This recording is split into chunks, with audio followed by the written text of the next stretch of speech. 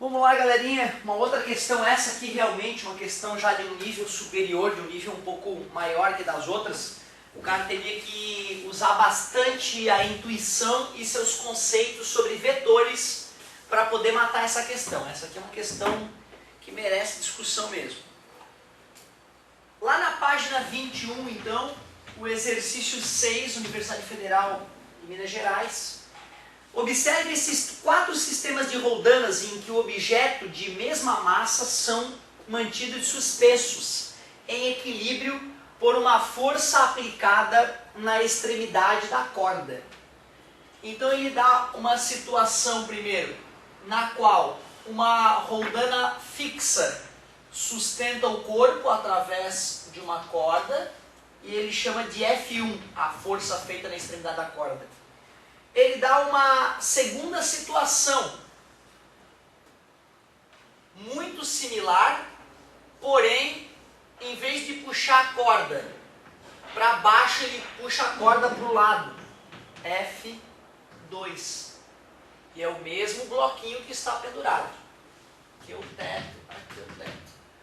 Uma terceira situação, ele bota a roldana no bloco, opa, roldana móvel, mudou tudo. Uma parte da corda ele amarra no teto e a outra ele faz uma força, que ele chama essa força de F3. E finalmente ele faz a mesma coisa, porém ele bota a roldana móvel numa situação onde o ângulo não é mais 180 graus, não está formando, não está alinhada a força com o peso do bloquinho. Então é uma situação mais delicada. A situação mais delicada, na verdade, é essa que ele chamou de F4, porque nós não estudamos essa situação aqui, propriamente dita. As outras a gente chegou a analisar, essa aqui é a mais perigosa. Sejam F1, F2, F3 e F4 as forças que atuam numa das extremidades das cordas, em cada um desses sistemas, como representado na figura, observe que em 2 desses sistemas a roldana é fixa e nos outros 2 ela é móvel. Ah, bonita observação. Considere que em cada um desses sistemas a roldana pode girar livremente ao redor do seu eixo, que a corda é inextensível e que a massa da roldana e da corda são desprezíveis. Isso sempre acontece. Considerando-se essas informações, em relação aos módulos dessas 4 forças, é correto afirmar que a questão ficaria difícil se ele estivesse comparando todas as 4 forças de uma vez só, mas não. Ele compara F1 com F2, primeiramente, e depois, separadamente, compara F3 e F4. Ah, agora já estou menos assustado. Se a gente fosse comparar as 4 forças juntas, seria muito delicado comparar essa força aqui, ó, com essa. Dá para saber que é maior, né? Mas seria algo delicado. Tem a ver com ângulo. Parabéns. E. Depois ele compara F3 com F4. Ah, não. Aí vai ficar mais tranquilo. F3 menor que F4. F3 menor que F4. E depois F3 igual a F4. Muito bom, questãozinha bem bonitinha. Muito obrigado, querida. Eu ainda diria que o que mais assusta nessa questão é a interpretação, é a leitura, é o enunciado enorme. Mas olha só. Primeiro, gente, vamos comparar F1 e F2. Se esse cara tem 20 newtons de peso, qual é a força que eu devo sustentar? 20 newtons, a roldana é fixa, não muda nada. Se esse cara tem 20 newtons, qual é a força que eu tenho que fazer na corda? 20 newtons. Então, se esse bloco é igual a esse, puxar para baixo ou puxar para o lado, eu vou fazer a mesma força. A diferença é que puxar para baixo eu posso me pendurar, isso me ajuda, e puxar para o lado pode ser mais cansativo, porque eu não vou poder me apoiar com o meu peso. Mas o módulo da força é o mesmo.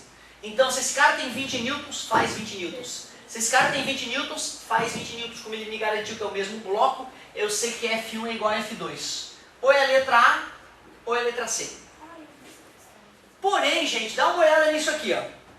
Se nós fôssemos fazer o diagrama de corpo livre nessa situação, o peso é igual a F3 mais F3, porque se eu estou puxando a corda com F3, o F3 atua de um lado e atua do outro, por isso que a roldana móvel divide a força por 2.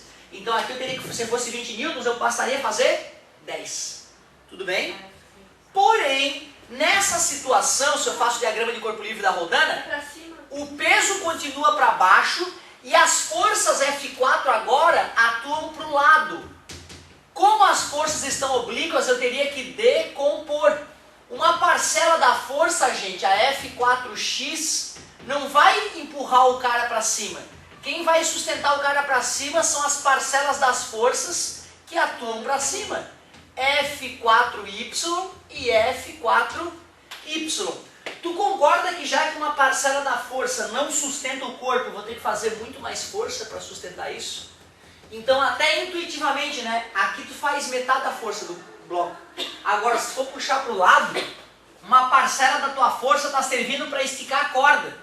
E aí não está toda a força sendo usada para sustentar o peso. Eu vou ter que fazer mais força. F4 vai ter que ser maior que F3. Sim. F4 maior que F3. Letra C. Legal. Então, era só perceber que nessa situação teria que fazer mais força do que nessa. Né? E nessas duas não ia ter que fazer mais força porque a corda, né, tem que atuar a mesma força na corda sempre. Então, se aqui tem 20 newtons, lá vai ter que ter 20 newtons, né? Se for um exemplo, vai ficar mais tranquilo. Então, fala, querida. Se fosse falar na relação, por exemplo, ali no terceiro desenho, o peso é a metade do peso é a força. Isso, no primeiro desenho, né? É isso mesmo. Então, assim, se o peso for um valor qualquer, as forças que vão atuar diretamente para cima, que ele chamou de F3, vai ter que ser a metade do peso. Posso fazer assim, então? F3 mais F3 igual ao peso. 2F3 igual ao peso. Portanto, F3 é igual ao peso sobre 2. Então, e se eu quisesse fazer assim, daquela forma eu teria que fazer que peso é igual a F4 mais F4 mais X. Ó, se nós, na outra situação é essa aqui, não é isso? Beleza? Essa aqui é a F4.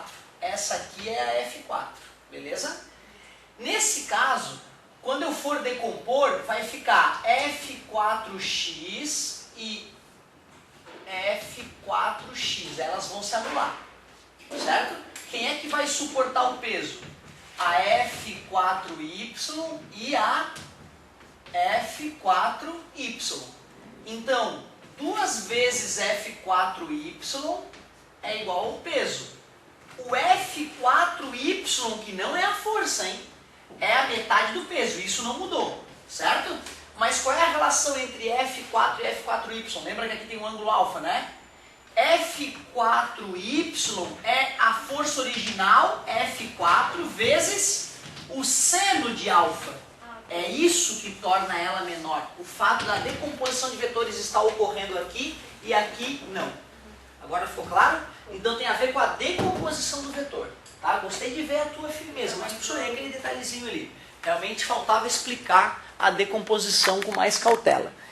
Então, resumindo, nessa letra D, teve decomposição de vetores, deixando a força F4 necessariamente maior que a força F3, porque na letra, né, na terceira situação, não teve decomposição de vetores. Fiz uma prova mais precisa ali em cima. Continuamos com letra C, então, como gabarito. Vamos para a próxima. Fala, querida. Aqui na mesa, rapidinho. Aqui nessa conta eu vou usar esse cálculo, porque dá deformação. É outra questão, então, né? Isso, então tá. Então vamos